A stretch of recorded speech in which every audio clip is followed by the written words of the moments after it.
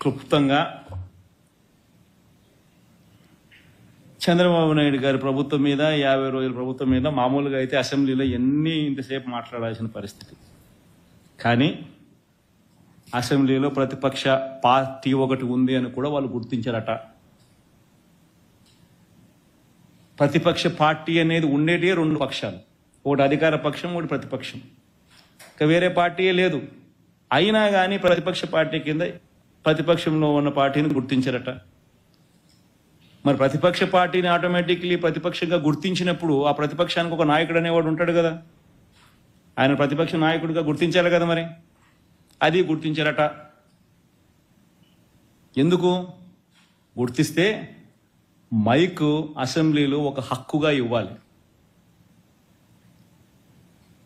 Leader of the house మాట్లాడిన తర్వాత అంతే సమయం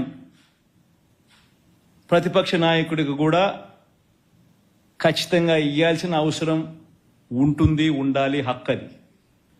ప్రతిపక్ష నాయకుడు చేయెత్తితే ఖచ్చితంగా మైక్ ఇవ్వాలి. ప్రతిపక్ష నాయకుడికి అంతే టైం కేటాయించాలి. ఇవన్నీ చేస్తే ఈ మాదిరిగా ఆయన చేసిన పనులకు, ఆయన చేసిన పద్ధతులకు ఆయనను ప్రశ్నిస్తూ ప్రజల తరపున గొంతు విప్పి ఇవన్నీ కూడా మాట్లాడే పరిస్థితి రావాలి.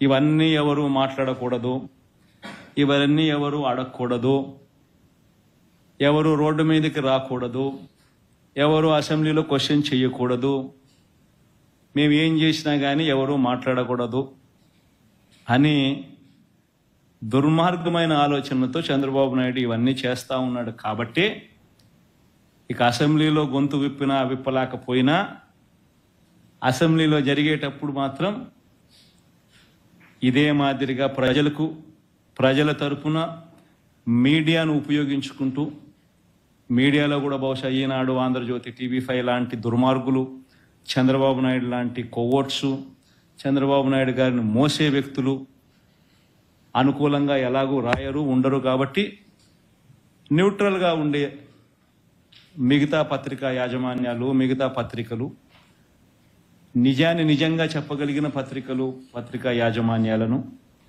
ఇటువంటి వాళ్ళందరినీ కూడా కలుపుకుంటూ వీళ్ళ ద్వారా ప్రజల గొంతును వినిపించే కార్యక్రమం సుదీర్ఘంగా కూడా చేసే కార్యక్రమం జరుగుతుంది. Thank you.